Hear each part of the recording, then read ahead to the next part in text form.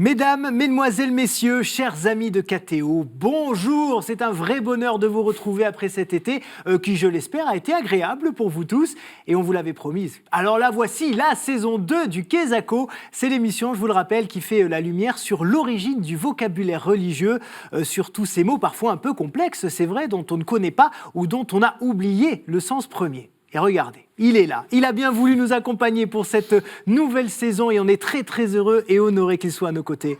Le Père Bernard Clasen, bonjour. Merci.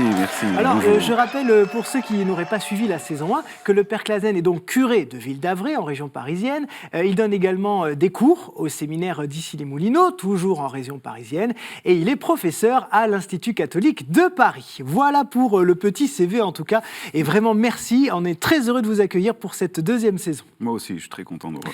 Allez, on va commencer du coup avec une locution qui fait écho au calendrier liturgique de ce début du mois de septembre. C'est invention de la croix. Et comme la saison dernière, eh bien on va aller voir ce que les gens dans la rue nous en ont dit.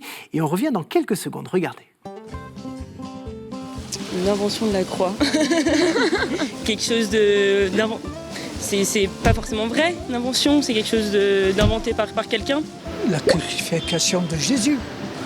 La croix, ça date à bien avant tout ce qu'on connaît, je pense. Alors, c'est pas religieux, je pense pas. Je dirais fiction, moi. Fiction. C'est-à-dire Un mythe, comme un autre. Un mythe. Et pourquoi elle a été inventée? J'ai aucune idée. Je sais pas, il y a que la croix qui m'évoque quelque chose, avec le Christ sur la croix, etc. Voilà.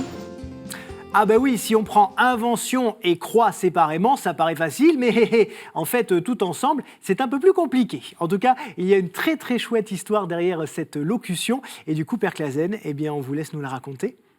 Oui, en effet, ça commence à Constantinople, plus exactement avec Constantin, et plus exactement encore avec sa maman, Hélène. Sainte Hélène fait un pèlerinage à Jérusalem. Elle est assez âgée quand elle fait ce pèlerinage. Son fiston est devenu l'empereur chrétien. Le premier.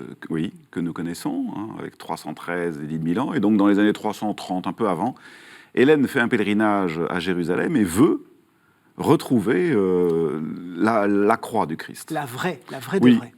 Et donc, elle se met à faire une véritable enquête d'archéologie. Et on trouve en effet les croix. Alors comment elle a retrouvé cette croix du Christ et comment elle a su que c'était celle-ci? Parce qu'à l'époque, sur le mont Golgotha, c'était là où il y avait énormément d'exécutions, comme celle de Jésus, donc il y avait beaucoup d'ossements, beaucoup de reliques. Donc comment elle a su? On a deux traditions. La première nous dit, elle vient de Saint-Ambroise de Milan, donc assez proche au point de vue des dates, nous dit que Hélène a tout simplement cherché la croix où il y avait encore cloué dessus l'écriteau. L'autre tradition est assez intéressante aussi, parce qu'évidemment, elle dit quelque chose, comme toutes les légendes. Ça nous vient de Ruffin, un auteur du XIIe siècle, qui nous raconte qu'il a fallu procéder, on ne savait pas évidemment comment faire. Alors, on a pris un malade, on l'a posé, je ne sais plus si c'était un grabataire, on l'a posé sur la première croix, rien du tout, une seconde croix, rien du tout, et puis on arrive à la croix du Christ et il est guéri. Alors évidemment, là, c'est une preuve absolument indubitable. Donc voilà, ça, c'est un peu la légende, mais ça veut dire que la croix sauve quand même. Ça a un peu de signification. Alors du coup, on dit invention de la croix, mais la croix, elle a été inventée bien avant Sainte-Hélène, évidemment. Donc Sainte-Hélène n'a rien inventé. Alors ce mot invention, il veut peut-être pas dire création, du coup. Oui, alors le mot c'est un piège. In venire, c'est-à-dire venir là. Venir là, c'est-à-dire montrer, rendre manifeste. Par exemple, on dira qu'un archéologue invente un site. Ça ne veut pas dire qu'il truque les choses et qu'il crée de toutes pièces. Ça veut dire qu'il le découvre. Et pour conclure, cette invention de la croix a donné une fête liturgique qui s'appelle la fête de la croix glorieuse. Oui, très important. Parce que dans le monde de Byzance, la croix est toujours représentée sans le Christ mort, sans cadavre, si j'ose dire.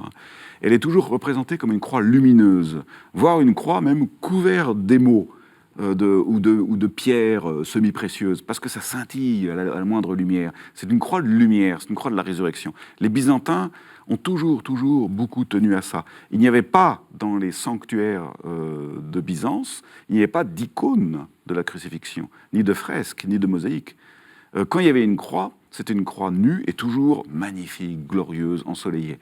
La résurrection. Eh bien, merci beaucoup, Père Clasen, pour cette première définition d'une longue série. Merci à vous d'avoir été à notre rendez-vous. N'hésitez pas à partager cette émission sur les réseaux sociaux. Et puis, on se retrouve la semaine prochaine pour découvrir un nouveau mot. Ciao.